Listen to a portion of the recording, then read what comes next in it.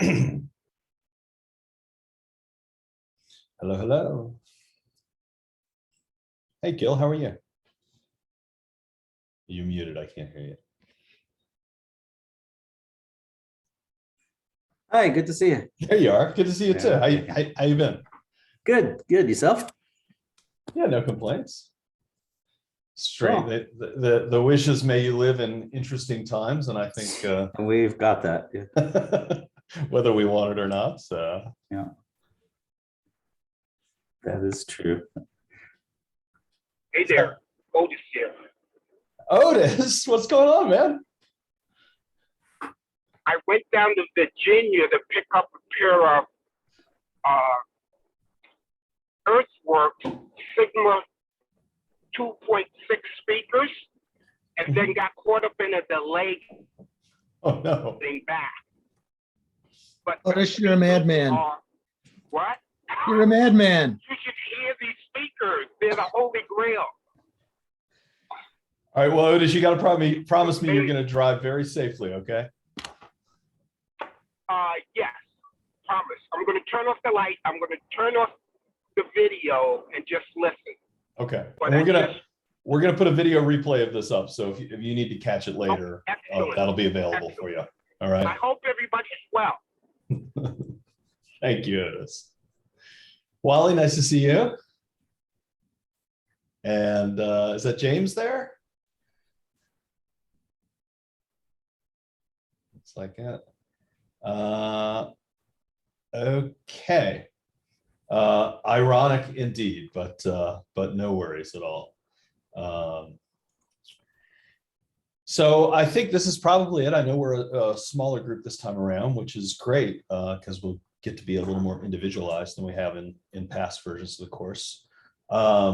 This is not the same class as if you've taken my class before. This isn't the very basic class that we've taught before, where we go through everything from the inception of digital audio up into where we are today. So we're going to jump into it much quicker, and hopefully this class is going to be a lot less of me just talking, and we can be discussing digital audio and fun things to do with it instead.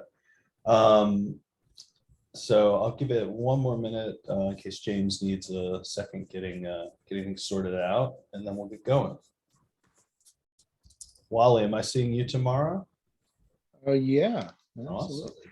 Very good. I literally have no idea what we're doing. Setting up a 16-channel mixer with like 4 microphones and a couple of powered speakers, and Well, we're recording, and we're recording 30 some, so I think it's going to be more than 4 microphones. oh, okay. I'm not and probably some QLab playback, Oh, awesome.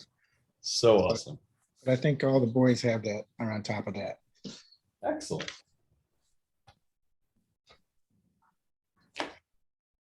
Okay, I'm going to go ahead and get going.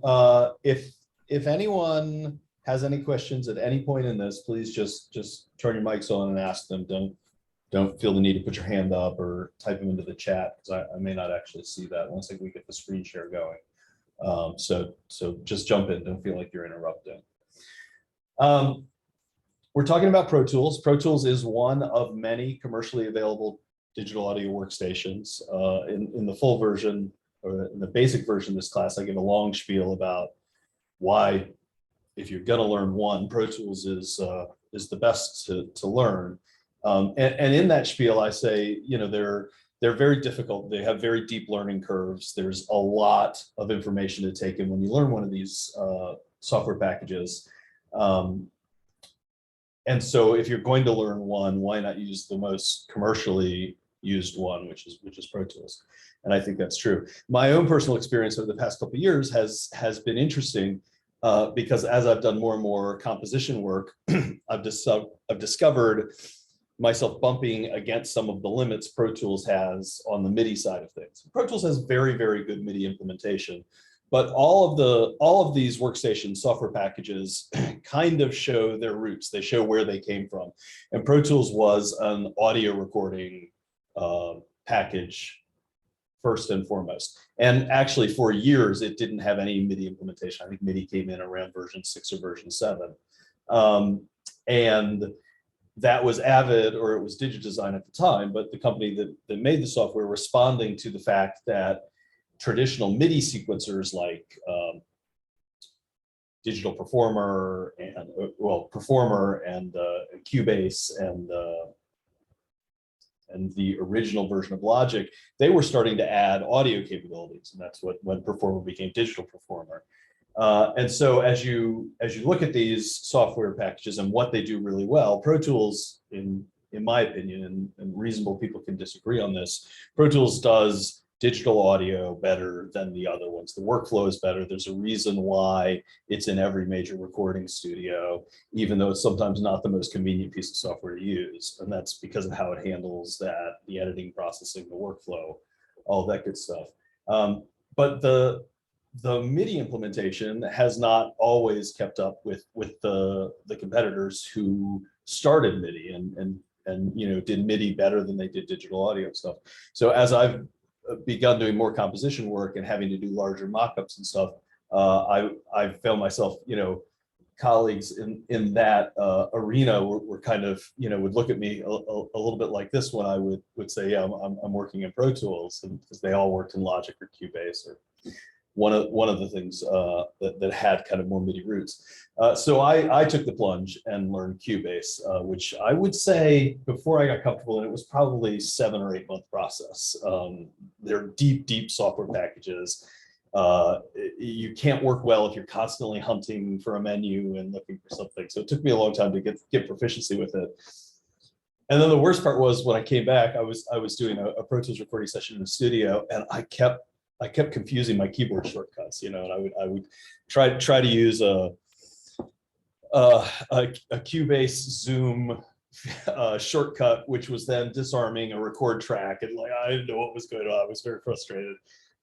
So I'm kind of at a better place between the two software packages now. I found I actually will write something, render it out of Cubase, and track that into Pro Tools when we take that to go do a recording session with it. So I've kind of got the two working together, and my brain seems to go between the two of them with a little more ease. But that's a really long-winded way of saying that these are complicated programs, and knowing a little bit about all of them is useful in one regard, but it's difficult to work quickly. And if you're in the middle, particularly if you're trying to be creative with something, and you keep hitting these roadblocks, assembly blocks, because you don't quite remember what to do in the software package, it makes it harder to use. It makes it less enjoyable to use. So I would encourage proficiency in one for sure before one attempts to master all of that. Avid has changed the way they license Pro Tools since we discussed this last. There used to be 3 levels of Pro Tools. There was something called Pro Tools First. There was plain old Pro Tools, or what I would call Pro Tools Vanilla, and there was Pro Tools Ultimate. Pro Tools First was free and highly limited, and that product is no more. There is no longer a free tier of Pro Tools. They changed their 30-day free trial of Pro Tools to a 90-day, to a 3-month trial, to try to make up for that, but they don't offer a free version of it anymore. I think that's a little bit of a mistake, but Pro Tools First was always a bad product because they hobbled it so much to try to get you to buy Pro Tools, and I have a feeling they just didn't have much of a user base. I worry a little bit about their future with all of the younger people coming up, and they've got a version of Logic on the Macintosh that they bought, and I think Apple's seeing huge adoption in Logic amongst the younger side of the music industry because of that, and whether that will become an issue for Pro Tools, for Avid in the future, remains to be seen. Pro Tools Regular, plain old Pro Tools, or Pro Tools Vanilla, and Pro Tools Ultimate are also no longer sold as perpetual software licenses. It used to be they were just perpetual software. Then they became, you could either subscribe to it or you could buy the software. And now they are no longer selling perpetual licenses. So if you don't own a perpetual license of Pro Tools, your only option is to subscribe to the service. I personally don't like software as a subscription. I just like to buy my things and own them. But the cost of ownership, frankly, is not all that different, assuming you were going to stay current with the upgrades. It's a lot different than if you were going to buy version 10 and stay on version 10 for 8 years, because you're paying to stay current. But it is what it is. Even with a perpetual license, I in my studio own several Pro Tools Ultimate perpetual license, which are incredibly expensive, and I still have to pay $400 a year maintenance fees on those to be able to upgrade the software to keep it current. So it is what it is. This is the world of software that we live in now, and while their competitors are not necessarily following this exact path, the cost of ownerships are relatively similar when you look at levels that have comparable features. Any questions about that before we move on? All looking good, great. I'm going to go ahead and share screen here. So a second, share sound with it. I'm pleased to say that Zoom has come a long way in terms of their audio quality for doing stuff like this since we did this class last. Okay, hopefully you guys are seeing a desktop now. Let's get into Pro Tools. Let's just open the last session. There we go. Everyone see a Pro Tools screen? I see thumbs up. Great. So you obviously need a way to get audio in and out of your computer. That's called the playback engine. The selection of that is in the setup menu. Mine is the Zoom audio device now, which is what lets me play this session for you and hear it over Zoom.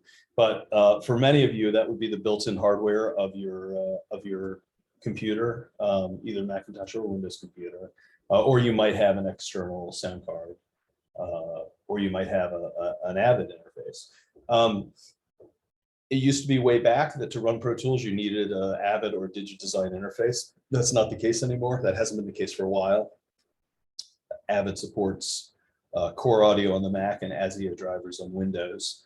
It works generally pretty well with it. Avid makes some pretty expensive hardware that does some things really, really well, but it's not necessary for the vast majority of the experiences. And if you're not in a situation with some complicated needs, there's very little need for the Avid hardware. I think the cheapest you can get into an Avid hardware package these days is a little over $1,000, whereas if you could buy a Roland or a Focusrite or any number of other mid-grade I/O devices for $300 to $500 and get a decent number of high-quality microphone preamps and stuff. So unless you need the capabilities of the complicated interfaces, there's not a lot of use to it. I, in my studio here, have the HDX system, which is a card that goes into your computer, an Avid card, and that goes to one of the new Matrix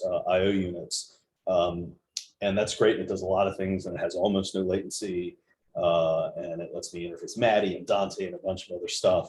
But it was really expensive, and if I didn't have those needs, it would really be a waste. So there's a time and a place for it, but I think by far the vast majority of Pro Tools users are not using an Avid audio interface with it, and Avid has very much accepted their fate as a software company, not a hardware company in that regard.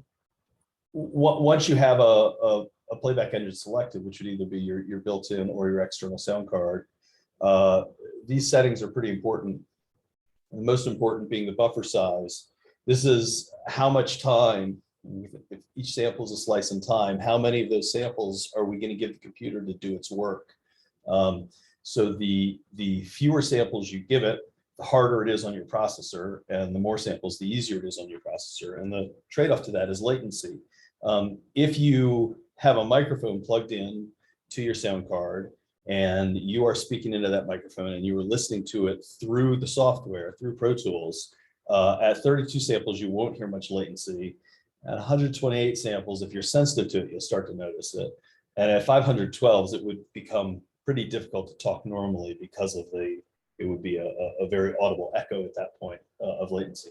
And then some hardware you'll see will have larger buffer size that go up to 1024 or even 2048 samples. So it's very common, depending on what you're doing, to be bouncing around on what your buffer size is. If I was recording something, I might go down to 64 samples, and then when I'm editing it, I'll crank it up to probably the highest number. When you're editing in Pro Tools and mixing and doing stuff like that, essentially the latency is a non-issue because you're not comparing the pre-record to anything live at that moment, and that's where latency is a problem. So you know, the fact that when I press play, this might start 512 samples later than it would if there was no buffer, is not something that I could even perceive.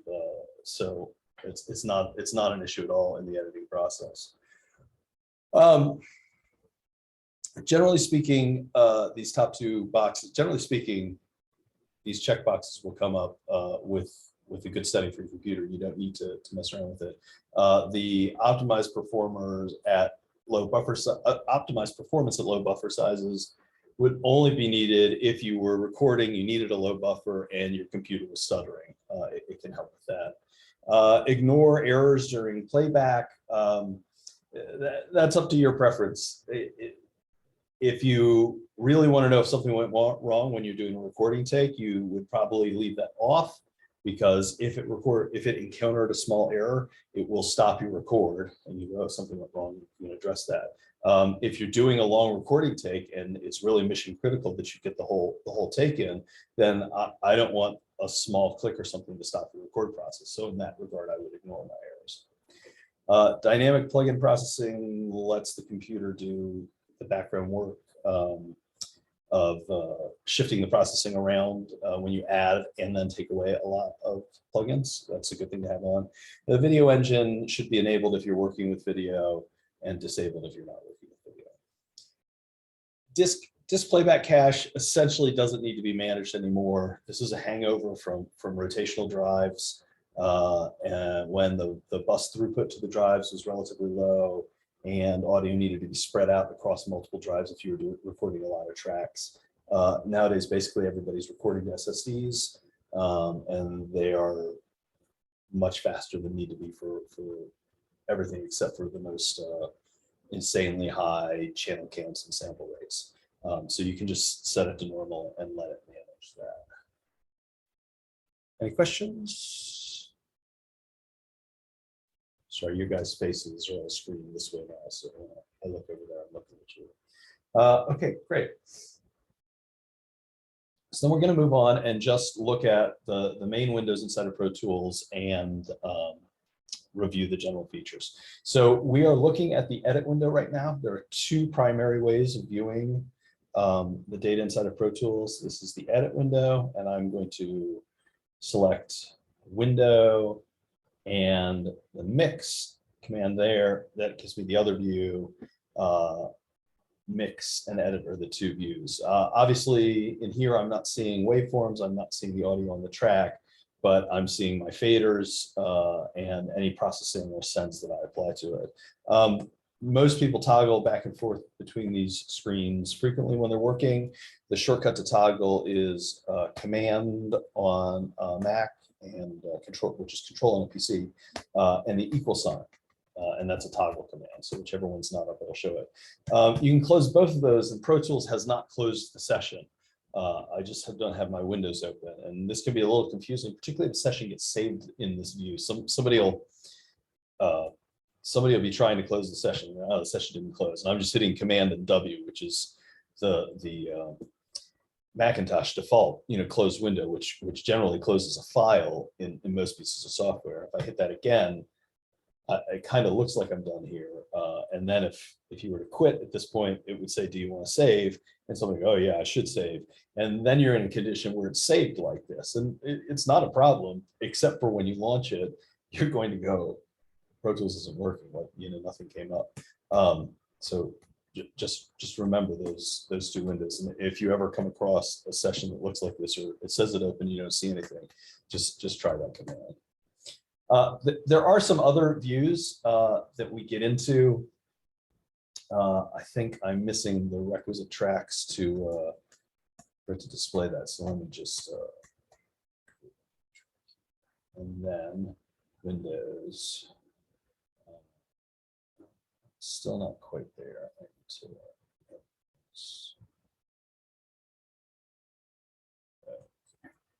there we go. So there are MIDI editors. There's a MIDI event list and the MIDI editor. There we go. This is the piano roll view that you see on all the sequencers, and it's just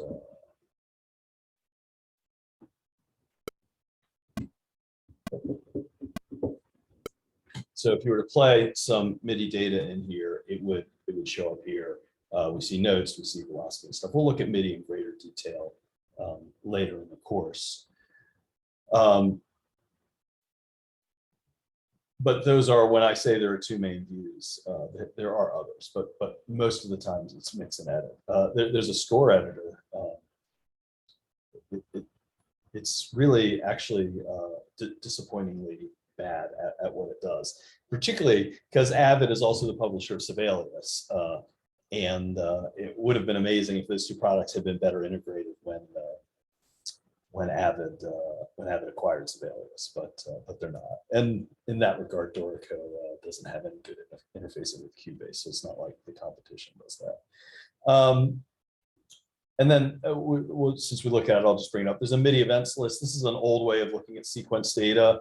This is in this column here, the event times. We're looking at bars and beats. The event, this is a note on, note value of note.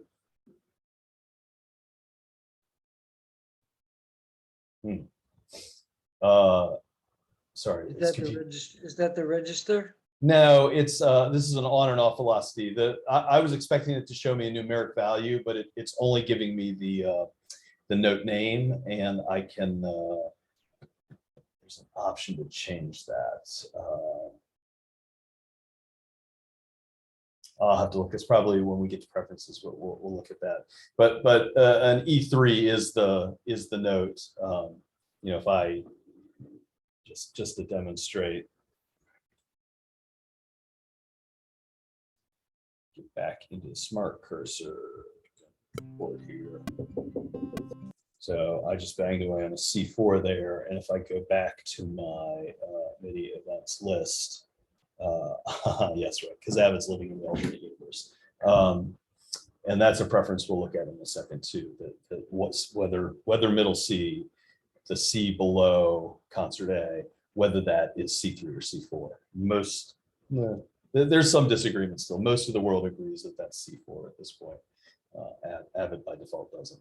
But anyway, so that's middle C with a on an attack value of 61, a release value of 100, and the duration expressed in ticks.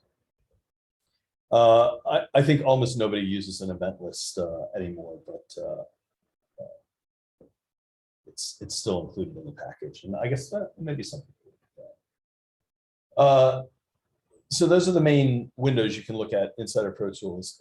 I'm going to go in great detail through the sections of the edit window here because they're pretty important that we make sure we understand what we're discussing when we talk about these things. This top section here, this rectangle from where the menu bar start, the bottom of the menu bar to this first dark gray break, that's the toolbar. That has our cursor mode here. Slip and grid are the two most common. That determines whether I can put my cursor freely anywhere along the timeline or whether it's going to snap to a predetermined grid location. Spot means I can physically type in a number. Let's say I wanted this clip to start at bar 5 instead of bar 1. I could spot it to bar 5. it's called Spot because it's from it's from the workflow of spotting dialogue, where you would get dialogue flown into a session from a field recorder, and that would have time code data on it, and you would tell it the number to spot to. These numbers we're looking at here, you note it's defaulting to bars and beat. That's because my main counter window is set to bars and beats. Zoom to get out of my way. Thank you very much. Our counter options are bars and beats, minutes, real-time minutes and seconds, time code, feet and frames, which is a really bizarre. I actually talked to a projectionist about the origin of this. It's a pretty cool, but a very bizarre counting scheme, or just raw samples. Pro Tools itself is just thinking in samples. It's literally counting the sample from when something started all the way out. And so, of course, the sample number depends on the sample rate of your session, but that's a known constant. You can't change the sample rate of the session. So anything other than samples, it's translating for you. Bars and beats is a very useful musical time base because it can respond to tempo changes as well as meter changes, all of which we'll look at when we get into MIDI. The shuffle command is less commonly used. We're going to look at this in exercise 1 as an alternate way of doing our workflow, but I'll just quickly illustrate. If I were to want to remove this bit of acoustic guitar for some reason, I might want to put myself into grid mode and make sure I'm grabbing it on a grid. So there I've got 6 bars precisely. Now, if I wanted not just to remove that, but take the rest of the acoustic guitar and slide it so it starts earlier, if I engage shuffle mode in the upper left-hand corner here and hit the delete key, it's going to do just that. It's going to remove what I had and shuffle the rest of the data down the track. And in a similar fashion, if I grid, if I just grab a bit of dead audio here and I try to, it's not going to let me do that. All right, well, I'm lying. You used to be able to insert audio that way, and there was a lot of debate about whether or not that was proper. And they are illustrating it to move it. Oh, wait a minute. Is that right? Did I do that right? Before I lie to you, let me try that again. Smart cursor. Yeah, no. They've removed that from the workflow, so I apologize for that. Shuffle mode rarely gets used, and some people are a little concerned. There are shortcuts for these. F1 is shuffle, F2 is slip, F3 is spot, F4 is grid. There's a relative grid that you can toggle with F4. Look at that a little later. There's a way, which I'll detail in some paperwork that I give you, that you can actually lock shuffle mode so that you can't accidentally turn it on. Because if you bump that key and you're not really aware that you're in that mode, you can do a little damage that's hard to recover from. And so we'll go into the details when we look at shortcuts a little later on how to lock that out, which some people prefer. But the vast majority of time is between slip and grid. I would say 90–95%. If your toolbar looks a little different than mine, that's because you can choose what you see or don't see in the toolbar. And when you're on smaller screen, if you're on the screen of a laptop or something, you're going to have to make some choices about that because it doesn't all fit.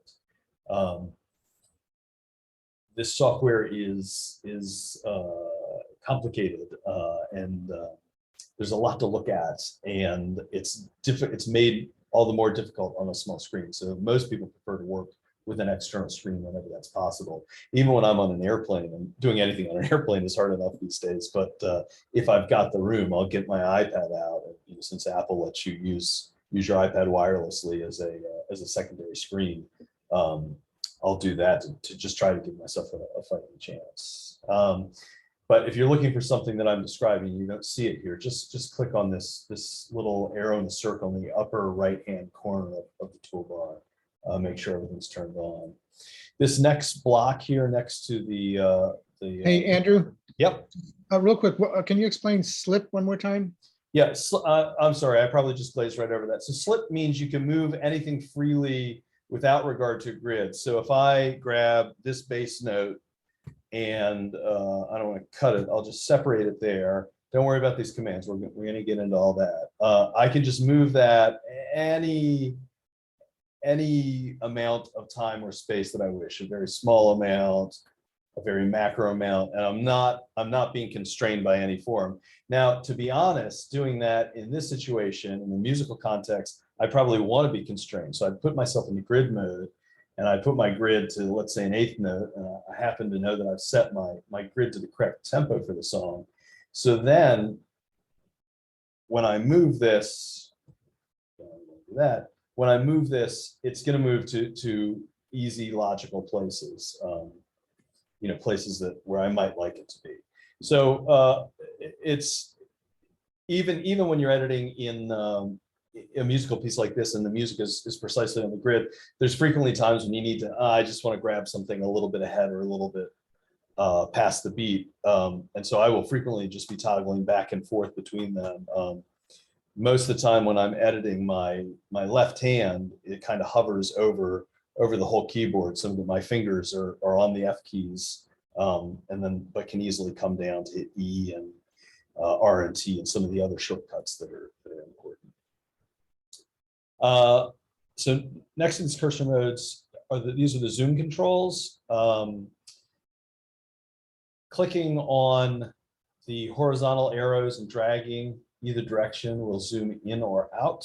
You can just click once on left or right to zoom in or out in steps.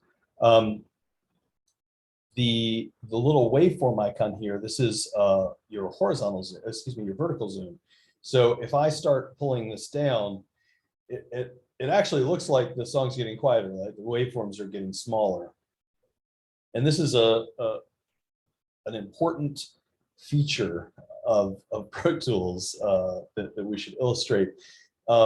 Avid put some remarkably important controls in very difficult to see places in the user interface. So if I were to open a session and it looked like this, I might go, well, who recorded that, man? It's all in the weeds, it's so quiet. And it's not until I look, it's gonna be really hard to see, on the gray bar that divides the track area from the control area. So this is audio, the snare is audio here, and then these are all the controls to the left of that. On this gray bar that divides that, there are some tiny black lines that indicate the range of full scale waveform. And right now they're crunched very close to the center line, which is why that looks so small, because I have zoomed to the maximum, well, I should say to the minimum extent of the vertical zoom. And as I start to push upwards on the zoom, you'll see these lines in that light gray bar start to grow. And I'm now at the point where they essentially take up the whole amount of track space. And the opposite effect of that is if I push this all the way up, I might look at this and go, oh my God, it's pure square waves, it's pure distortion. But when I look over here, I see only a zero indicator, only a center mark, and none of the other plus or minus indicators. And that's my only clue that this is really zoomed in. And as I start to pull down a lot because I have pushed up so much, then I see my 25% ones come in there, the 50% ones, the 75, and the full. Fortunately, there's a shortcut to put us just to the default. Unfortunately, it's one of the more complicated shortcuts. It is, and this is in a handout that I sent you with the files, all these shortcuts, so you don't have to worry that you might not remember this right now. Control, Option, and Command.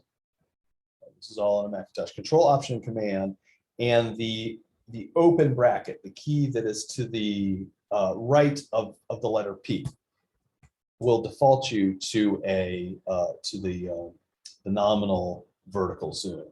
And that's really useful sometimes when you're looking at something like this. You go, oh my God. Oh, okay, it's not as bad as I thought. The next one over here, this is MIDI zoom in and out. We're going to look at that when we do the MIDI section. The numbers below here are zoom presets. If I use the numeric keys above the letters, so not the number pad, but just the normal numbers that are above Q, W, E, R, T, and Y, 1, 2, 3, 4, and 5 are all different zoom presets. And you can set them to anything you like. I'll do this zoom preset. I'm going to click and hold, save zoom. I'm going to zoom in a little more, save zoom. I'm going to zoom in a little more, save zoom, and so on and so forth. Those are handy. I'll sometimes set like 1 is a whole song. 2 is, you know, an 8-bar section, or depending on the song, maybe I want it to be 16 bars. 3 is a bar, 4 is a beat, or something like that. And it's just a quick way of moving back and forth rather than constantly trying to zoom in. I use a key command, which are the R and the T keys for the horizontal zoom, and that works really well for me. Not everyone agrees on that. Next to the zoom features, we get into the Andrew, yep. that 1 through 5, are those like factory set, or can you adjust, you make your own zoom? Yeah, you can. You totally. They come with something set, but just, you know, so if I want 1 to be like, you know, 3,000 bars worth of view, I just click on it and hold it, and you see this recall or save option comes up. If I just pull down to save and let go, It's like then wherever you are. yeah, whatever you're looking at then. So when I hit 1, it's going to go right back to that.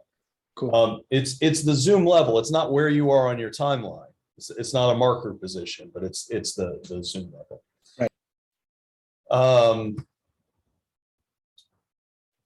This is the expanded view command. These 4 arrows. Whatever is selected, I'm going to select this kick mic for 1 bar here. When I press the letter E, or when I click on this, that will zoom to take up the entire track display. And then when I press it again, when I toggle it off, it'll go away. That's super useful for editing. More and more, I've gotten used to keeping my tracks pretty small, vertically speaking, and just grabbing things like this and doing zoom to get at stuff. It's just a slightly speedier way of looking. We now get into the edit functions here. So these are the tools that we can assign to our mouse. There's a zoom tool, which you can click and drag. It's in single mode, which is, I actually don't use it at all, but holding option will make the zoom out. It's a pretty inefficient way of zooming, so I almost never use it. There's a mode for it called single zoom, which you can zoom and then it'll immediately default to whatever tool it was before you selected. So that's maybe a little more useful, but I still think it's a pretty inefficient way to zoom. These next 3 are the most common tools that you're going to use: trim, select, and grabber. And this little bracket over the top of all of them is called the smart tool. So I can engage any one of them individually, and the trimmer tool trims the beginning or the end of a clip. It turns into this bracket. When I'm near the end of a clip, it's facing to the left, and when I'm near the beginning of a clip, it's facing to the right. And that's all it does. Give us the whole text. The selector tool here, okay, it doesn't want to, that's fine, is a horizontal and vertical selector. So I can grab any amount of text here and any amount of audio here and process it however I wish to. If I say, you're going to see in the exercise, you're going to hear me say, make an edit selection. This is what I'm talking about. Make a selection of the audio that you want to edit. That's the selector tool. The grabber tool, this hand, grabs a whole clip. So grab it, move it, do whatever you want to with it. We use those three tools in combination a lot, and we can access those tools on the function keys on F6, F7, and F8. And it used to be we would edit and just bang back and forth between them to what we needed to do. And then Avid gave us this smart tool feature, which if you press on that little area above and around the tools, it'll give you that. And also, if you're using the shortcut keys, you can just press on two at the same time. So F6 is trimmer, F7 is selector, F8 is the grabber. If I press on F6 and F7 at the same time, that gives me the smart tool. And what this does, let me get this track a little bigger so we can see this a little better. When I am above the center line of this track, so I am above this dark blue line in the middle. When I'm above that, I am in the selector tool. When I'm below that, I'm in the grabber tool. And when I'm near the end of a clip, I get the trimmer. Get near the end, turns to the trimmer. And then it gives us some bonuses. When I go to the top corner here, I can get a fade command. So the little square with a diagonal. And if I had two overlapping clips, I'll just do a separation to get that. If I'm near the top, I get fade on one, fade on the other. If I'm near the bottom, I get a crossfade command. Smart tool. That's where you will spend 90% of your time, I predict. The scrubber tool, this is a throwback to the tape days. As I click and I drag left to right with it, it's like scrubbing the audio along a playback head. I never found it that useful, but maybe some people do. A pencil tool for drawing. You can draw audio if you zoom in enough on a waveform. Let's get on the base here. I can do something like that. No good's going to come of it. I don't recommend it. And after that has exited the undo queue, that's actually destructive to that audio file on the disk. So it's one of the only operations that is actually destructive in the editing process. Everything else is an edit decision list describing what to do to an audio clip rather than actually mangling it. So not to say that you can't draw an audio waveform, but there's not much use to it. But that's really great for automation features, which we'll look at in a later class, and for MIDI and things like that. These settings down here are pretty important to how Pro Tools behaves. They're a little difficult to understand until you see it operating. So I'm just going to buzz through this. And in one of the handouts, there's a little picture of a good baseline setting for you. Tab to transient right here means if I click on a track and I hit the tab key, it'll take me to the first place where it detects audio above a zero middle level there. Timeline and edit selection link. When the default behavior for how you expect a DAW to operate is predicated on this being turned on. It's when I select a piece of audio on my timeline here, if I press play now, I'm most of the time going to expect that it's going to play that section of the song. So my solo, let's turn off that metronome. That's what it's going to do. If I unselect this and I grab some audio over here and I press play, it's still playing my bass note over here. It's playing the timeline selection that I had for my bass. So I wanted to hear this section of the acoustic guitar. I'm hearing this section. And that's because if you look up here, right where it says verse 2 and bars 10 and 11 and these two red half arrows, that's the timeline selection. And because my edit selection and my timeline selection are no longer linked, they're independent. So to define where I want to playback from, I have to grab that and define that up here. So that's where I would want it to be to play this edit section. There are times when that's really, really handy, but it can be really confusing at first. And so if Pro Tools isn't behaving the way you expect it to, please just check that. Take a look at that. I think in a later lesson, we get into an example of when it's useful to have that deselected. But there are people who go years without deselecting that. Link, track, and edit selection. This means when I make an edit selection, my track has been selected. So see the base name here has become highlighted. And my track list over here also I see it's highlighted in the far left. When I grab the acoustic guitar down here, the bass is no longer selected. Acoustic guitar is selected. And I can see that also in the track list here. This is much less critical, and this has more of an impact when you have external controllers about whether a track gets featured on a selected fader or not.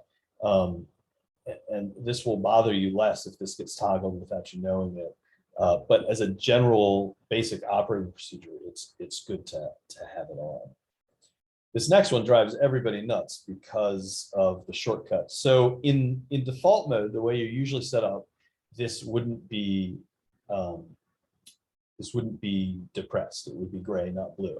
And it's the insert follows playback command. So the default behavior, I'll solo bass again here, is when I press play, when I stop it, the playhead returns to where I started. It didn't stop where the playhead didn't advance to where I had stopped playback from.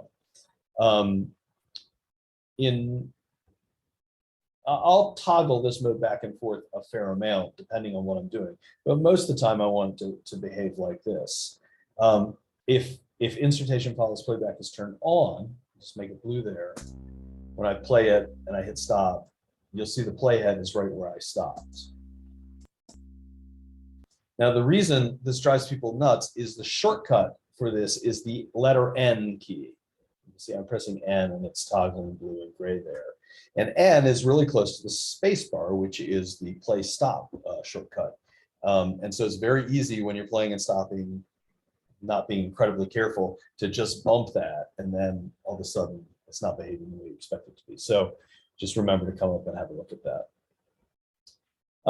These are some pretty advanced features here. This is whether automation follows an edit or not, blue or orange. It turns orange when it's off as opposed to gray like the rest, because they're pretty sure that you're going to want that to be blue. There are times when you definitely don't want the automation to move with an audio selection, but we'll look at that a little later in the class. And for default, just keep it blue. Mirrored MIDI editing is we'll address that in the MIDI section. Essentially, if you have a MIDI clip, let's say you've got a 4-bar drum loop and you've duplicated it for 32 bars. If you have that on and you make an edit in one of the clips, all of the clips will get that data. So it can be very useful for that. And layered editing, this is a nuanced feature. You want it on. Essentially, if you put two pieces of audio on top of each other, it doesn't mix audio that way. You'll only hear the top layer. But if you go back and work that edit again, the audio data that was underneath it has not been lost. It's just not being played back. So you can slide and get some other stuff back easier.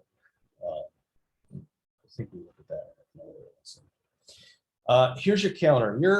Your main counter probably looks a little different than mine. I use a sub counter. This is the default mode. You can have it minute, seconds, obviously time code. We looked at the other frames. You do have the ability to have that sub counter. I frequently work in a musical time base referenced to time code. And so I need to see those too. And it's handy that it gives me that. If a selection is made, if an edit selection has been made, you get a start, an end, and a length reference points here in whatever the main counter window is. There's a bunch of little bits of information down here, which we'll look at a little later in the course.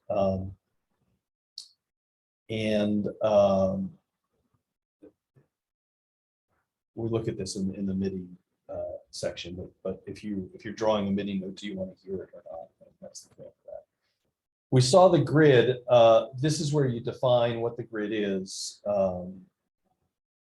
If you see my fine gray lines of the grid in my edit window here. If I click on the word grid and it becomes unhighlighted and those go away, the grid is actually still functional. It won't let me select off the grid, but it took that visual away if that's in your way.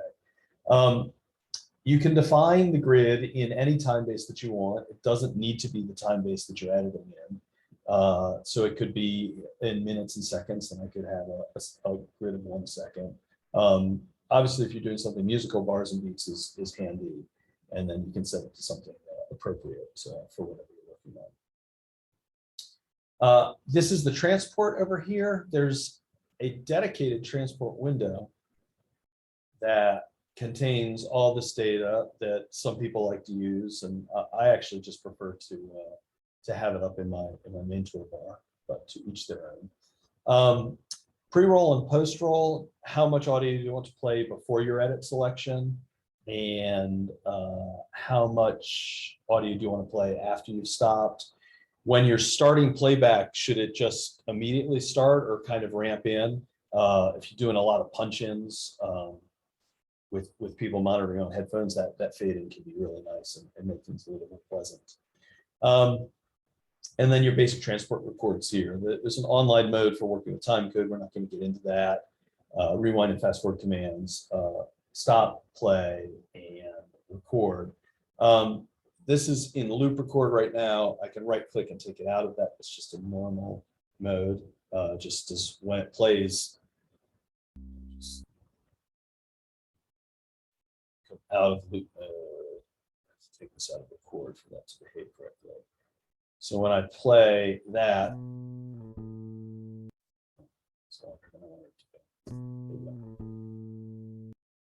so that's just standard, not loop. And you notice it rolled a little bit past the endpoint. This pre-roll was on for no reason particular.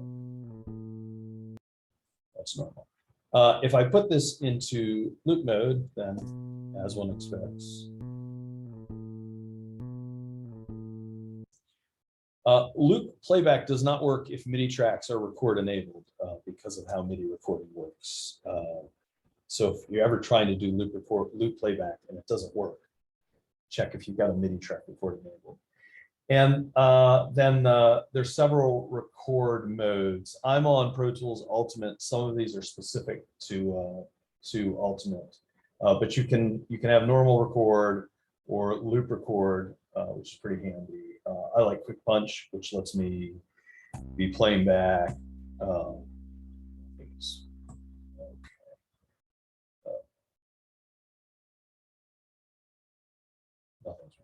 So I can be playing back and just punch into record and punch out of record. Nice and handy. We have the metronome features here. So whether or not we hear count off before playback, what our meter is set at, and what our tempo is. If we're not changing tempo in the song, we can just set a default tempo here and not worry about anything else. If we have tempo changes in the piece that we're editing, then we have to engage the conductor track here, and then there'll be a whole track in which we can define tempo on. Wait for note is a MIDI recording feature. You can put it in record mode and don't start recording until it receives its first MIDI node. Metronome on and off. Also the 7 key on the numeric. And MIDI merge in recording. If you're recording on a MIDI track, do you want to overwrite that section or do you want to add to what's there? That's MIDI merge. These are time code features we won't look at. And it will give you some metering of your primary output path. Any questions on the toolbar? Awesome. Okay. We get into the tracks list here. I'll tell you what I'm going to do is create a new session with you guys. So we don't have all that stuff there. Oh, I'm sorry. Not from a template. Create class test 1. When you're creating a session, you have to define what type of audio it will record. If you make a recording, your only choices are WAV or AIFF. AIFF is a much less commonly implemented format, so I would suggest using the broadcast wave standard. What's your sample rate? Your sample rate will be consistent for the whole session. You can't change it, so choose that wisely. 48K is a great working sample. 44.1 is CD quality, what was the Redbook standard. 88.2 or 96 are doublings of those and are used in higher quality. I shouldn't have said that. Are used in some environments. I'm not going to get into the great debate over whether higher sample rates are really better or not, but 48K is a really, really reasonable middle ground in terms of very high quality audio. You're sampling well above the range of human hearing, the upper range of the frequency limit of human hearing, without getting file size and processing demands that can start to become taxing to your processors. 24-bit, 16-bit would be CD quality. 24-bit approximates the dynamic range that's possible for the human ear to hear. That's a pretty reasonable setting. 32-bit float is all the rage these days, but in most applications, it's not clear to me what the benefit is, and there are a lot of drawbacks in terms of file size. When you're going to create your session, where do you want it to go? I always tell it to ask me where to put it. Some people always put their files in the same spot, so you could define that here and just use that. But I put my files all over different folders and stuff. I'm going to go to sure, that's fine. So this is a blank session with nothing in it. Directly below the toolbar here, this is called the universe view, and I can close it and get rid of it to free up screen space, or I can open it up. What the universe does is show me an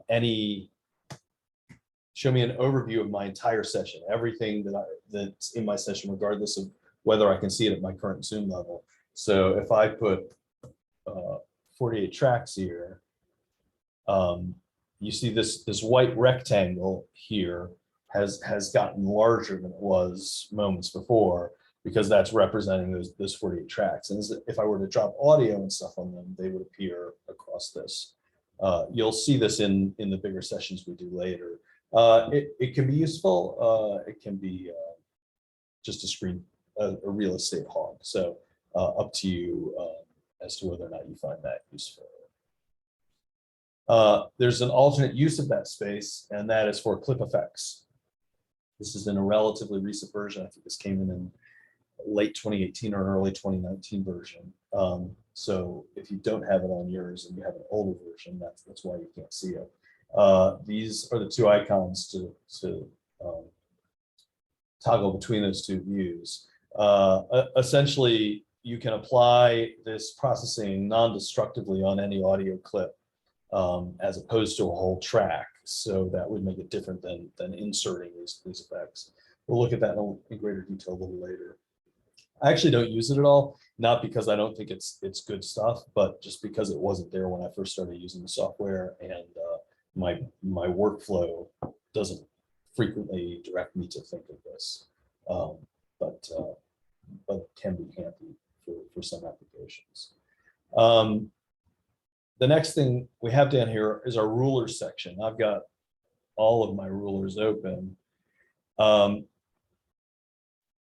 You have to have at least one ruler, and that's your main counter. So that's showing me my bars and beats. Here's 25, here's bar 49. If I change this to minutes and seconds, that's going to change. Here's 1 minute, here's 1 minute 30. If I want to see more than one of those, I can turn them on. So I can see here that at bar 49 is about, bar 46 is right on 1 minute 30 seconds.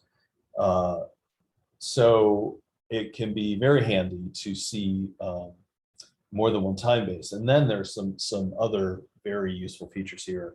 Markers, memory locations, tempo if we have tempo changes, meter if we have meter changes, key if we have key changes. You can even, as a chord progression goes through a song, you can even put markers of what those chords are, which can be a little handy for editing sometimes. And those are all available in this little rectangle with a down arrow to choose what you're viewing in your ruler section here. This big area here is the tracks display. This is the tracks list to the left. This is a clip list to the right. And let me get back now into the other session I had open so we can see those in usage. Any track you have in the session will appear in the tracks list. And if for some reason you don't see the tracks list, yours might look like this. There's this little, at the very bottom of the left-hand side, there's this little vertical line with an arrow pointing to the right. And that expands this view here and gives us the tracks list and the groups list. And the groups is something we'll get into later. The same thing is true for the clips list on the other side. If you don't see it, just look for that little icon, the bottom left. Always remember with Avid software, if you're missing something important, odds are it's very hard to see.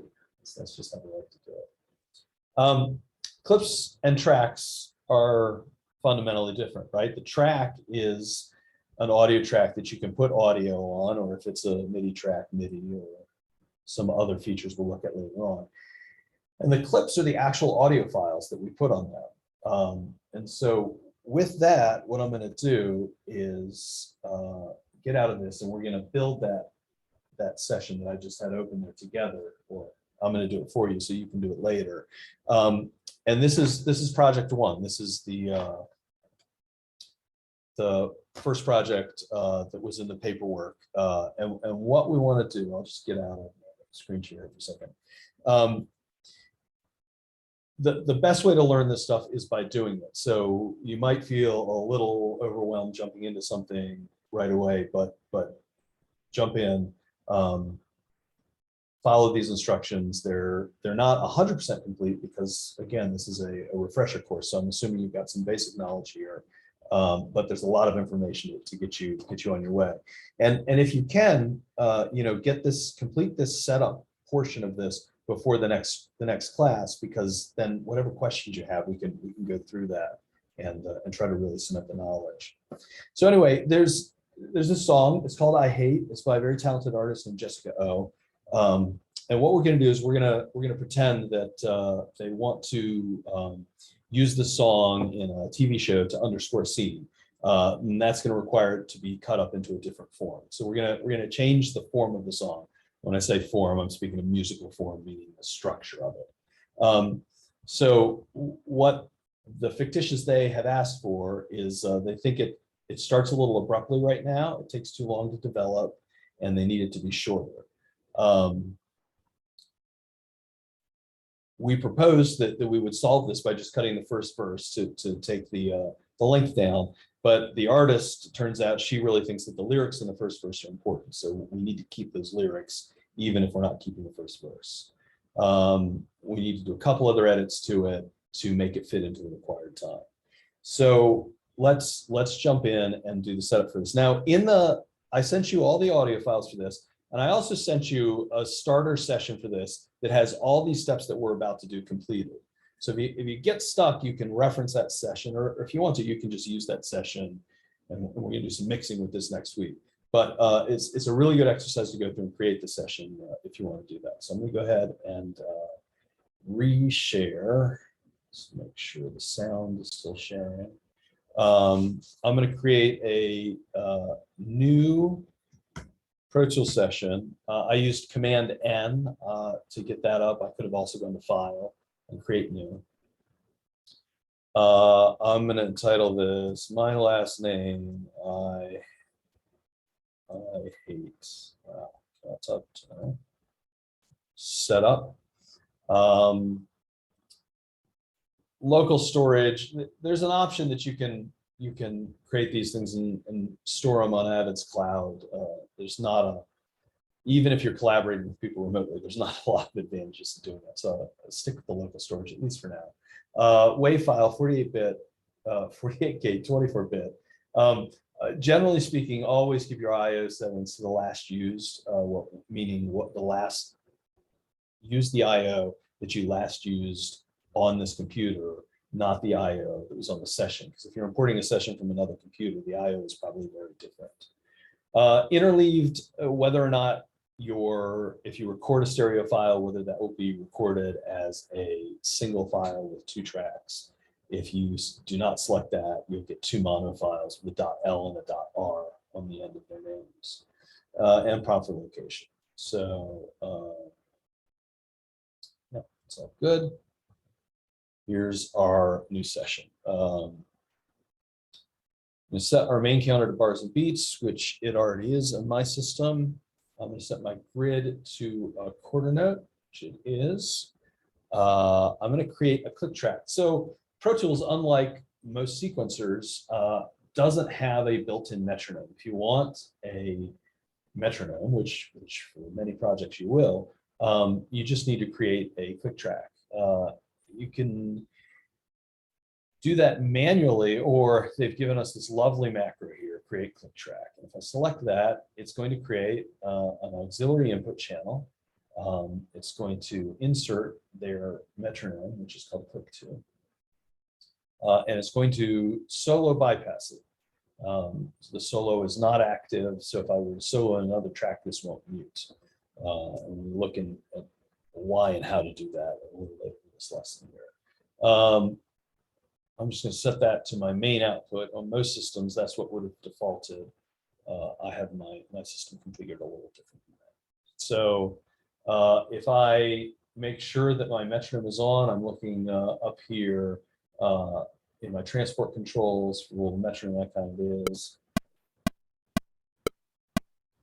I have a click track.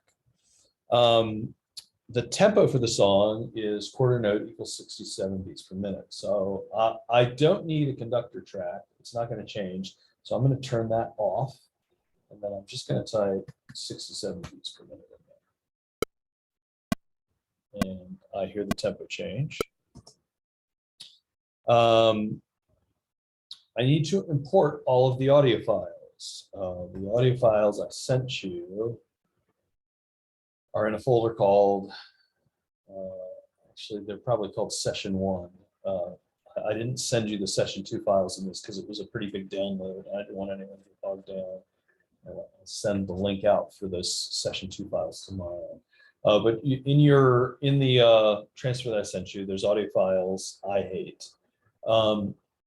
And we're going to go in and grab all of these. You see in this window, when I click on one of them, I get this information in the just below the list of files here that tells me it's a broadcast wave, 24 bits, 48K.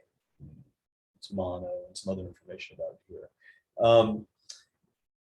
I can add this directly into my session, meaning the file will stay where the file is on my drive, and this session will reference it. That's great because that doesn't duplicate the data on your drive. But if this session file were to ever get separated from the folder that has your class files in it, it would then be useless because the audio isn't contained within the session. So I always use the copy command, which means I have lots of copies of the exact same audio files on my computer. And it's not very efficient in terms of storage capacity, but nothing can ever happen where I take a session and I open it on another computer and I don't have my audio files. So for me, that is very much worth the trade-off in file size. So anyway, I'm gonna grab all these files from vocal all the way down to Tom, and I'm going to hit the copy command. I could have used copy all, but it does the same thing because they'll select it.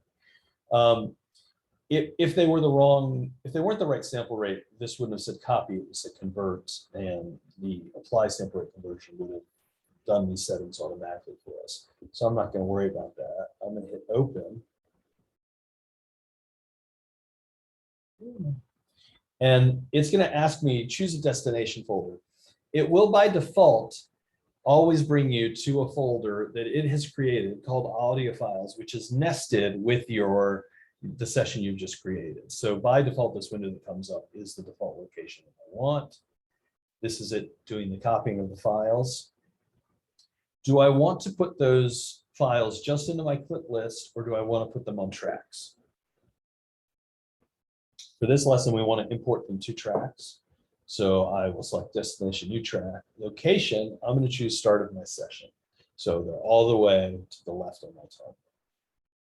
It's going to create those tracks. It's going to name those tracks the same as the audio file was, and put all of the audio on it. So that's great.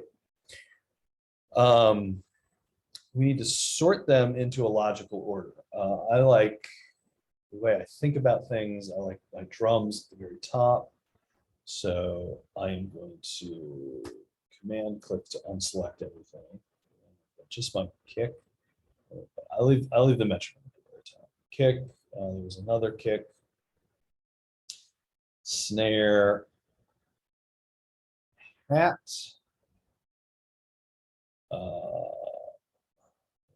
We do have tom. We have a tom. Overheads. It says overhead left, but I can see it's a stereo file. If I look over here at the track, it's this purple one here, the darker of the purples.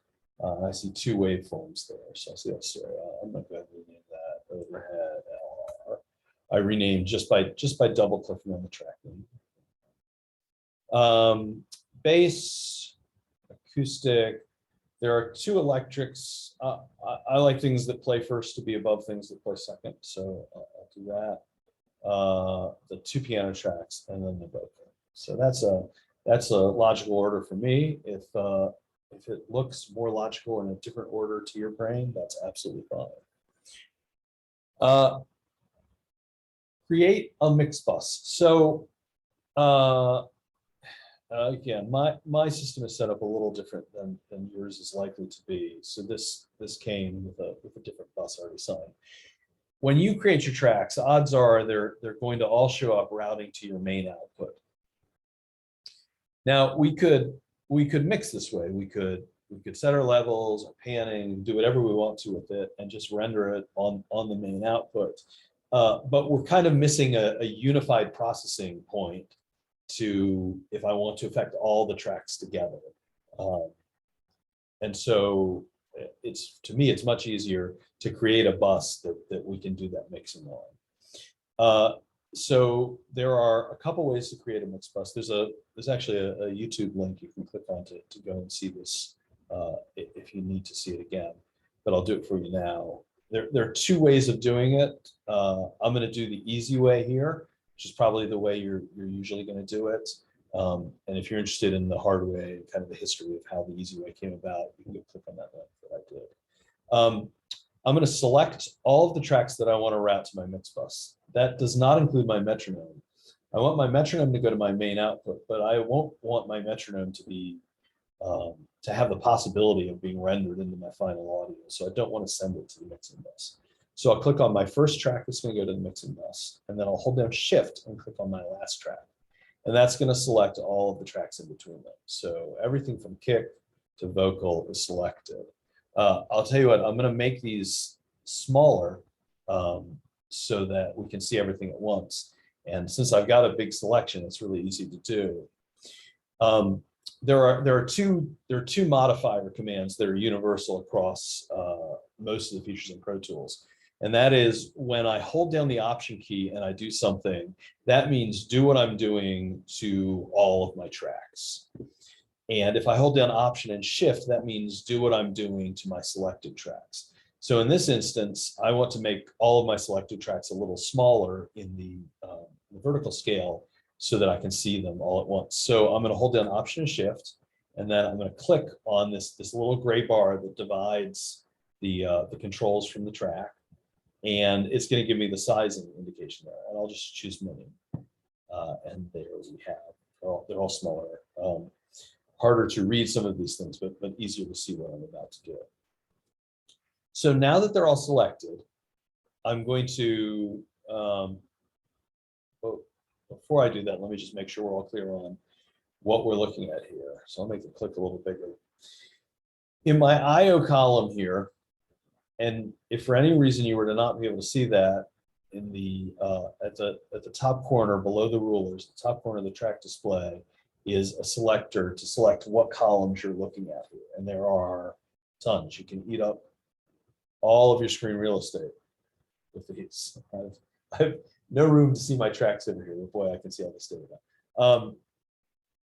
Comments are useful from time to time. Mic preamps only if you have Avid hardware. Instrument occasionally is needed for an instrument track. Inserts, I use half the inserts and half the sends. That's a good use of space. I always leave my IO on. Object is for Atmos mixing. We're not going to get into that. Real-time properties we're not going to get into. And I definitely like seeing the track color, so I leave that out. I think these are the defaults. But if you ever were to not see this IO column, that would fix it. The top little pop-up menu here is the input. What audio or bus or whatever do I want to come into a track? And we're not really going to deal with inputs. Well, we will deal with input buses here, but we won't deal with audio inputs much in this class. The next one is the output. Is this leaving my computer? Is it going to a bus? What am I going to do with it? So I can choose my inputs from this, and I can choose my outputs from the one beneath it. In my setup window, in the edit menu setup, I have the IO command. And this is where you define the paths between your physical hardware and Pro Tools. So my output is only going to this Zoom device. And I have a bus called control room main, which usually goes to my control room speakers, but that's going that's mapped to the Zoom device. And I have no, well, I guess Zoom has some inputs, but essentially I have no inputs. So what I want to do to create a bus in Pro Tools, I will use an auxiliary input track. So I'm going to hold down my Option Shift because I want this to apply to all these tracks. I'm going to click on the output routing, and I'm going to go all the way to the bottom to this new track command. Well, Option Shift are still held down while I make the selection. Now if this comes up, I can let go of Option Shift. I want this new track to be a stereo auxiliary input in samples. I'm going to call it mix bus.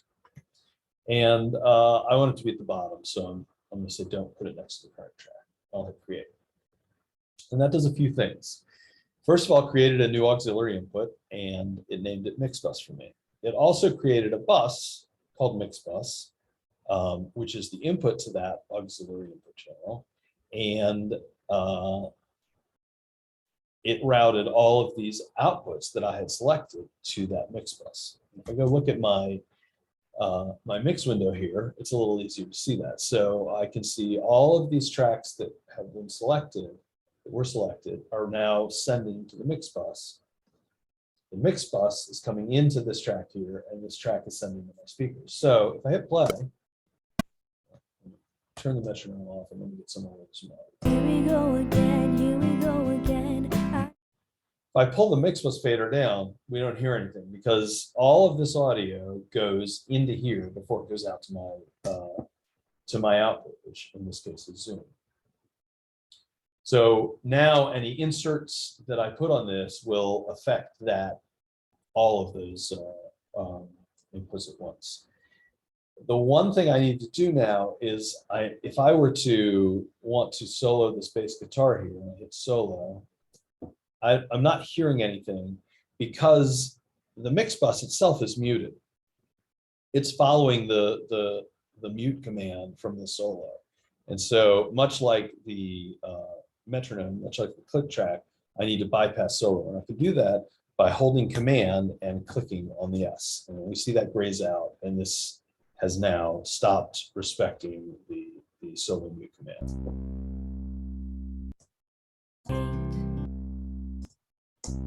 So that is our mix Can you- bus. Can you say that again, Andrew? The solo? Sure. Yeah. So I need to do something called solo bypass. And the reason for that is if I solo a channel and this bus is not solo bypassed, I can't hear anything. So I can't mix and use solo in this current configuration. So Avid gives us the feature called solo bypass, which means if I hold down command and click on the solo button, it will gray the solo out. And this track will no longer mute when something, in other words, when I solo something, all that's doing is just muting everything else, right? That's Right. there are other solo modes. This is the default solo mode, solo in place. It's basically what you would expect to have happen in a DAW. You can put it into AFL or PFL in the options solo mode menu here, but solo in place is the default. It's what almost everybody uses, unless you're in a different kind of workflow.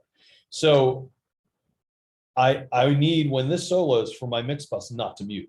There's no reason there's no reason for it to mute.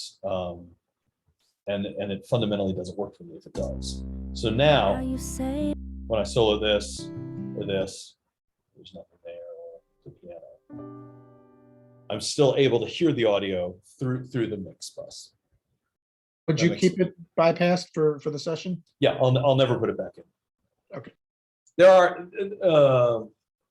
there's some special case uses where I might solo bypass something temporarily in the session, but a lot of these, there's only, to do a subgroup, to do a group, to do an effects return, to do anything like that, there's only one channel type, and that's an auxiliary input, one track type, excuse me.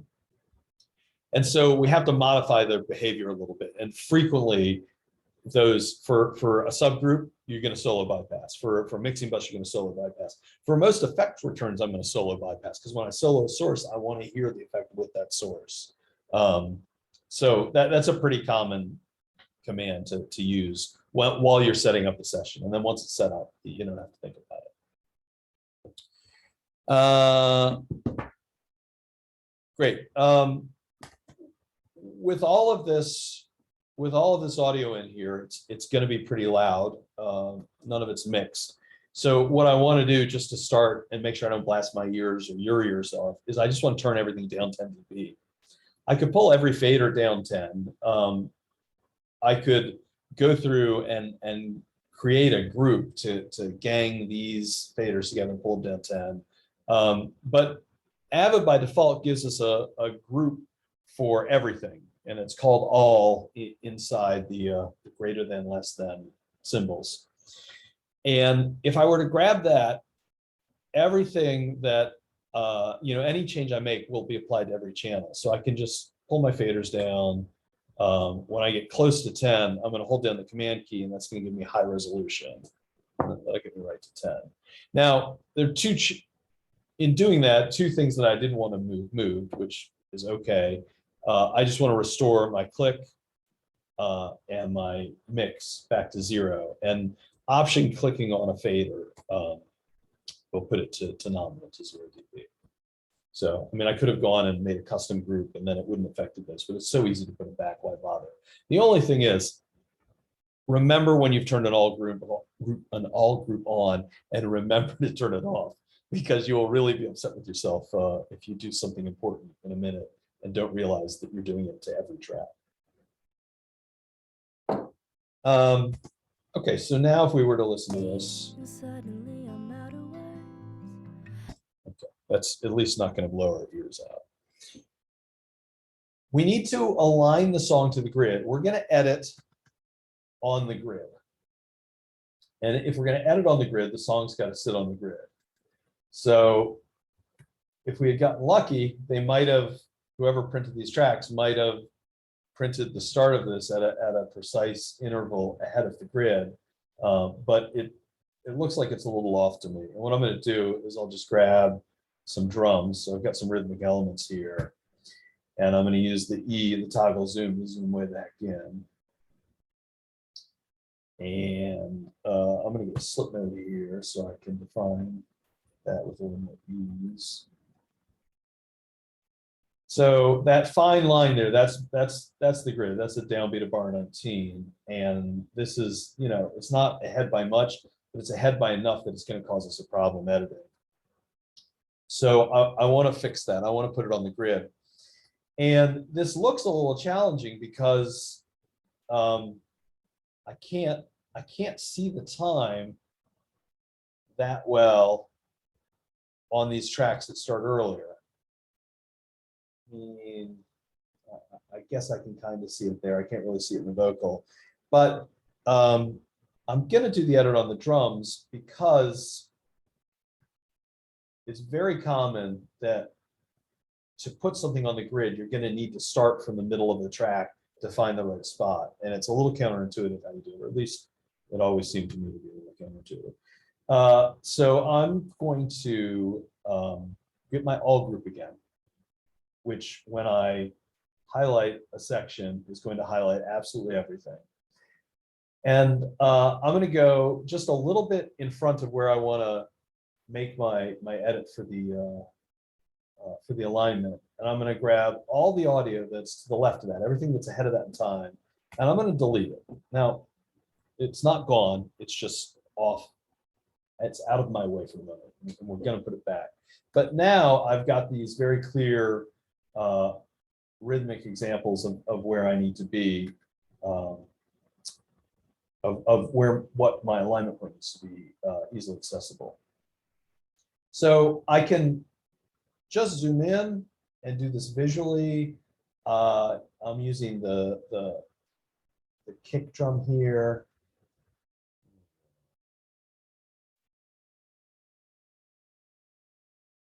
It's a little larger. See, this is good to see. So we're zoomed in enough. This is the green and the purple here are two kick drum mics, one on one head, one inside the drum and one outside the drum. And they're not precisely aligned, and that's probably something we're going to need to address later. So just as a sidebar, something good to see. I'm just going to do this visually. I think I'm close enough there. I'm going to use the command. So my all group is on. So I'm going to make a cut, and I'm going to use that cut to align this to the grid. So I see my blinking cursor is going through all my tracks, and it's doing that because I made that selection while the all group is on. I'm going to separate this clip. I can do that a couple ways. I can go to edit, separate clip at selection, or you can just hit Command E. That's the same command. It's just a shortcut for that. I'm going to delete this stuff out of my way. Now, I've got the nice edge here that I want to put on my grid. So I'm going to use my grabber tool to grab that. That's going to grab all of the tracks because I'm in the all group. I'm going to put myself into grid mode, and I'm going to drag this and put it on the grid. So if I look forward from here, let's just see how happy I am with this, that all this stuff is sitting nicely on the grid.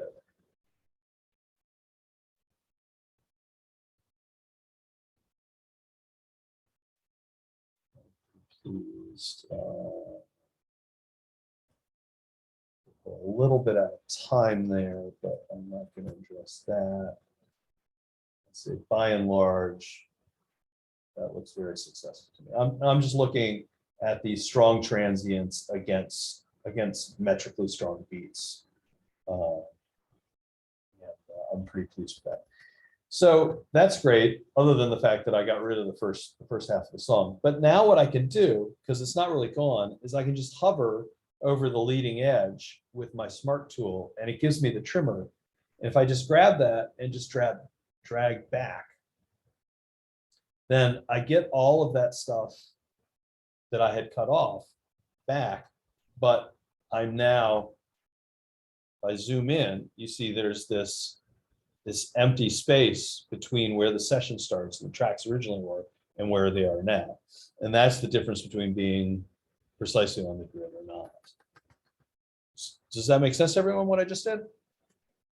Okay. So now, eyes are one thing, ears are better. So I'm just going to turn my metronome on and I'm going to listen to this. Here we go again, here we go again. I know that I should not be here, but I am here again. And I tell myself I'm strong enough to fall, but then I don't know what's happening. Whoa. That feels pretty good to me. There's nice feel to this drum part, right? I see him or her a little ahead, a little, they're in a pocket. So don't, you know, the next project that we do is use hard quantized drums in a different style. But don't be alarmed if you're trying to edit to the grid against something that's got feel. You might have to massage it a little bit later, but you know, it's musically appropriate that it's gonna breathe a little bit. So I can look at some of the other tracks and just make sure that I don't see anything that's gonna be really that problematic.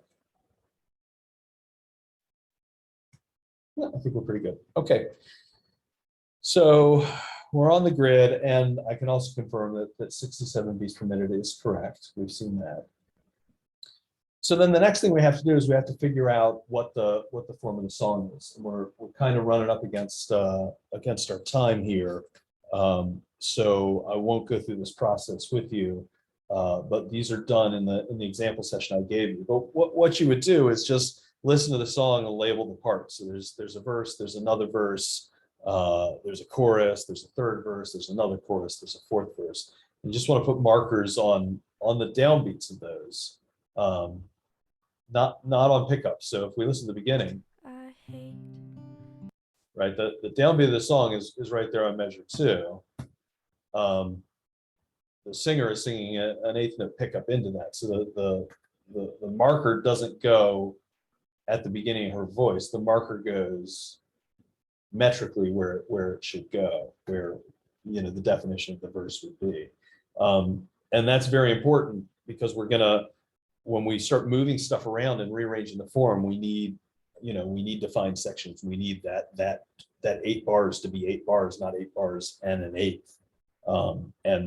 And it's not as if we don't care about that pickup to it, but we're gonna address that later as we do the edits. In all of these verses, there's a 2/4 bar. If we listen very I quickly, hate what I do. sorry, let me get a little deep into it. Metronome up. Hate more than anything, 'cause I hate what I do. I forget that I hate you. You can debate where it falls in there, but there's a 2/4 bar in every verse.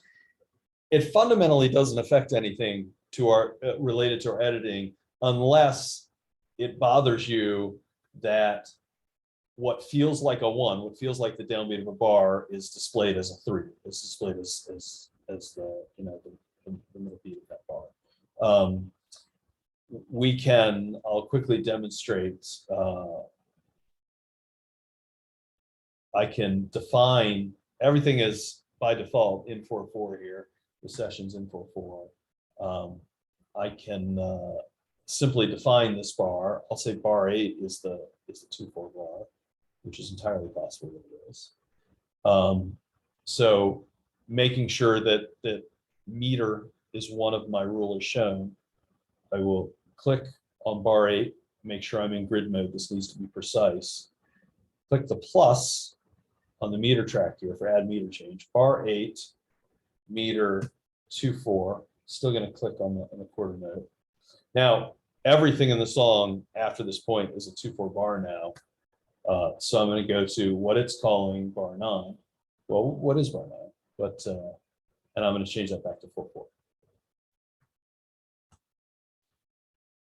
And so now bar 9 is, that selection is defined as 1 bar, and it contains 4 beats, as opposed to this selection, which is defined as 1 bar, which it is, but only contains 2 beats. And so now that, oops, I hate what I do. 1, 2, Forget 1. So that downbeat is a 1 now, and it's semantics or it's pedantic or whatever you want to call it. For me, it messes with my brain when it's labeled as something that it's not. So I like the meter changes there. If it doesn't bother you, you don't have to put it in the number section. And the other thing I want to show you is right now the song starts at bar 2. hate. The pickup is into bar 2, not bar 1, just because bar 1 was the start of the session. There's some dead air on these. So just to make everything nice and even, we want to define the start of our song to be bar 1. And so we can just go to event and renumber bars. This is super easy. This is renumber bars so that bar what becomes bar what. So I'm going to say so that bar 2 becomes bar 1, renumber. That's great. It just gave me a 0 bar and the 1. There, I have big complicated sessions that, you know, songs got changed and stuff on, and I have hundreds of negative bars in front of a bar 1 because that was the best way to align it. It doesn't care, and that's very gracious of it to allow us to have that. It's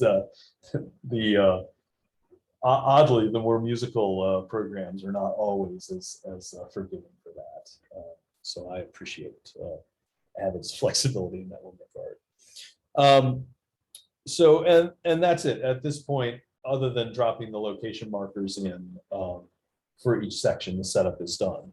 So if this is something you guys want to dig into before Thursday, I'll be happy to answer any questions that you have.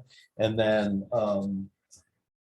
on Thursday, we're gonna mixing is the subject of the day. So we're gonna go through, we're gonna mix this, we're gonna listen to, we're gonna look at the process, we're gonna listen to what's going on, and then if you guys want, we can take your project away and do a nice mix of that. Does anyone have any questions before we call it a night? I think a couple of us do. Hi, everybody. My name is Elaine. I'm really new to Pro Tools, Hi, Elaine. so I'm gonna need to listen to this recording again because I'm definitely distracted here at home. Yes. But so it's- how soon will the link be available to us? I'm gonna try to get it up tonight. I don't know how YouTube's got a processing thing it does. I don't know how long it will take for Yeah. a video this long. So I'll tell you what, in the text, I'm gonna send you guys my email address. And if you could send me an email, because I don't have a list of who's in this class. If you could send me an email so that I've got your address, when I have a link, which will hopefully be tonight, but if not tonight, be in the morning, I will send out that link so that you guys can review it. A couple of the more complicated, well, they're not complicated, there are a couple of the steps, actually really only the mix bus in this lesson already has a link with a short video that I've done for that. But yeah, I'll get that out to you. And then if you have any questions that come up that you want answered before the class, Elaine, you can just shoot me an email and I'll get back to you as quickly as I can. Thanks. Thank you. Of course. Hey, Andrew, what, Yes. is there a shortcut to add a marker? Yes. If you have a share the screen. If you have an extended keyboard, if you have a keyboard with I don't. with a notepad. So marker windows, give me 1 second while Zoom gets out of my way. Go away, thank you. Windows, memory location, there. And that comes up with command and the number 5. So the command to drop a marker is the enter key, not the return key, but the enter key. But there's a way around that. If you hold down, if you hold down function, so if you're on a laptop, the function key is down by control. If you hold down function and hit return, that is the ASCII equivalent of enter. Okay, So function and return will drop it. And what you can do is you can do it during playback and then come back and kind of fine tune it. So I'll just play back here and drop a marker into verse 2. Turn that metronome off. So I'm holding down function. I'm getting ready to press return. 1, 2, 3, 4.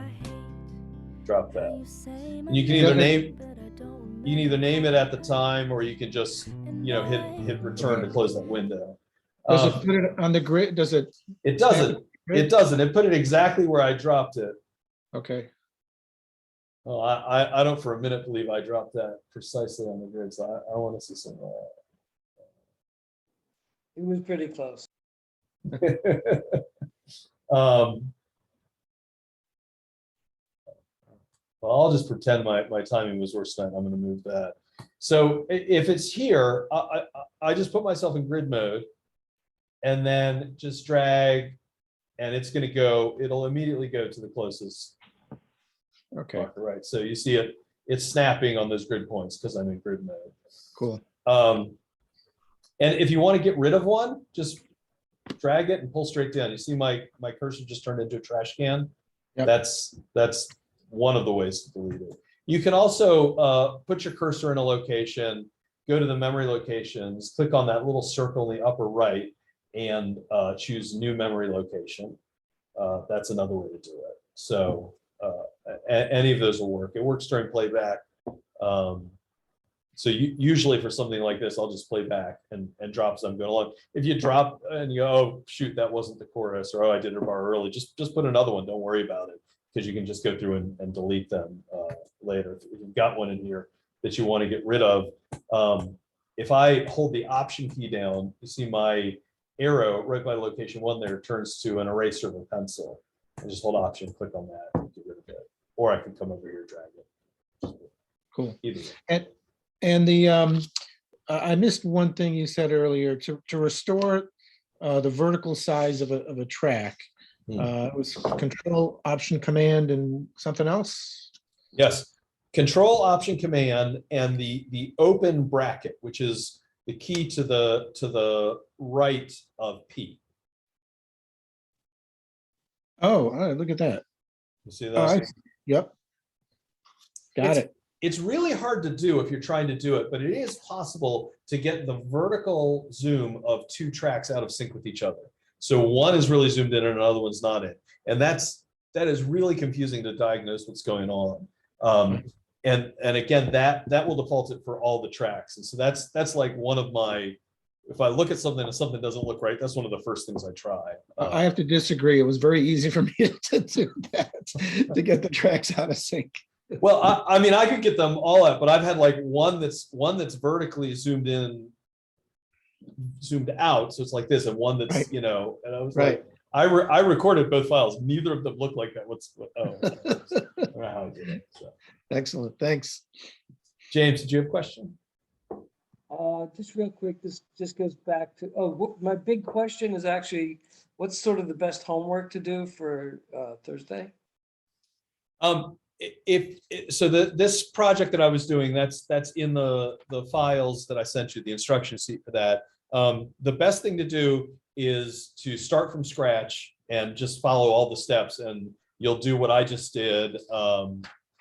And you can go as far as you want to in the lesson. We're going to do all these edits together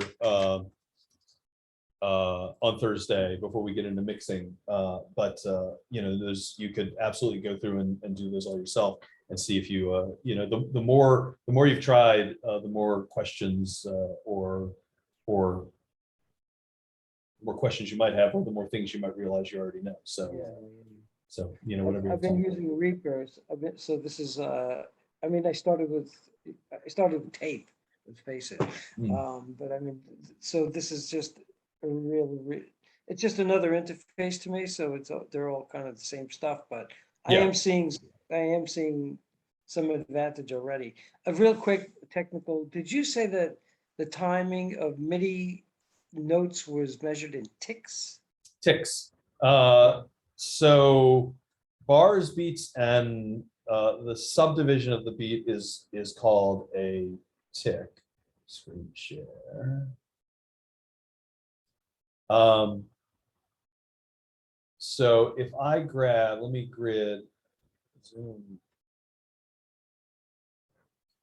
If I grab a 16th note, that's 240 ticks. So if I go just under 1 beat, if I go to 1 beat there, zoom in and pull back just slightly, we can see that it's 960 ticks per beat is the subdivision. And that goes back to, I think in the early days of sequencers, it was 480 ticks. But basically Cubase, Performer, all of those, all follow that 960. I think that's probably defined in the MIDI spec, to be honest, but. Yeah, I think I just haven't heard that in so long. Yeah. Yeah, I could talk about Performer chunks and all those old MIDI terms. Yeah, Reaper to Pro Tools is a really interesting switch between the two. So there are things to my mind that are much easier to do in Pro Tools, but then it's so much more flexible in Reaper. You know, I work in Reaper when I'm doing some non-standard surround mixing, because I can create a bus of any width in Reaper. You know, and Pro Tools is very pedantic about what I can and can't do in that regard. You know, and Reaper's ability to pan in non-traditional busing is impressive. Interesting. Yeah, so it's, you know, it's funny. I'm working on a project that's bringing a bunch of high-end film people into a live performance world in a very non-traditional surround setting. And it's funny because all of these immensely talented post-production engineers from the film world just are having to work in Reaper, because it's the only way, it's the only method we have of moving the audio. And it's driving them nuts, because to film guys, there is nothing other than Pro Tools. So it's been funny. It's been funny to watch. It's just different worlds. So, anything else before we call it a day? Otis, it looked like you got home. I'm happy to see that. Okay. Well, thank you so much. It was great to see you all. Great to meet some new folks here. And the link is the same for Thursday, but I will be sending. This is also why I need your email addresses. I need to send you files. Hopefully, we're going to get to the next project before the end of Thursday's session, and that's a whole new set of sound files. So send me those details. I'll send you the link to the recording, and I'll send you the download links for the next material. Thanks so much. I'll see you guys Thursday. Sounds good. Bye-bye. Thank you. Good night. Good night.